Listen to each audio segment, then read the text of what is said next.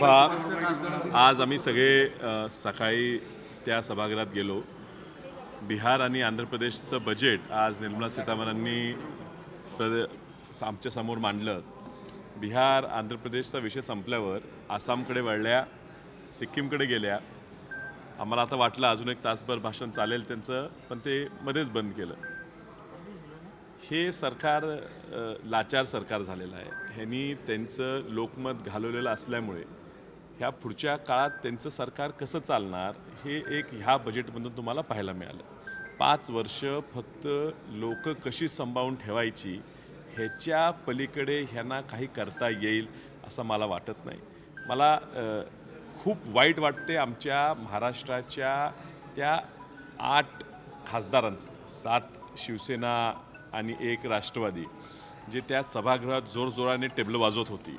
मला कळलंच नाही की कशाबद्दल टेबल वाजवत होते. कदाचित त्यांच्या कानात जे माईक का स्पीकर दिले होते त्याचं ट्रान्सलेशन करताना त्यांना काहीतरी चुकीचं ऐकू आलं असेल. ज्या वेळेला उल्लेख वेगवेगळ्या राज्यांचा झाला तेव्हा चुकून त्यांना महाराष्ट्र ऐकू आलं असेल. कारण मला आश्चर्य वाटतं ते का टेबल वाजवत होते. पूर्णपणे अपयशी ठरलेले आहेत. जणू काही ह्या सरकारला फक्त आंध्र प्रदेशचं TDP आणि बिहारचं JDU हे 2च पक्ष पाठिंबा देत आहेत. जणू काय शिवसेनेचा आणि राष्ट्रवादीचा म्हणजे महाराष्ट्राचे 8 खासदारांचा पाठिंबाच नाही किंवा त्या पाठिंब्याची गरजच नाही असं हे अर्थसंकल्प मांडलं गेलं.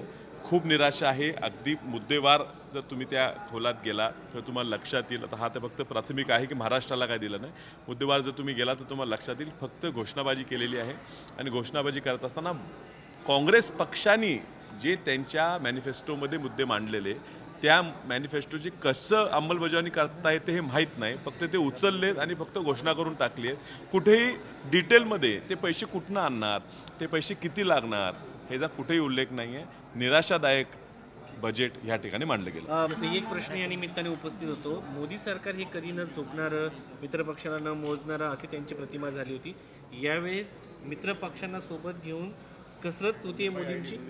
मला मैत्री म्हणजे काय ह्याचंच विश्लेषण त्यांनी समजलं पाहिजे. मित्र असतो की एकामेकाच्या अडचणीच्या काळात उभारणारा. मला वाटत नाही हे मित्र आहेत. हे लाचार एकत्र आलेले लोक आहेत.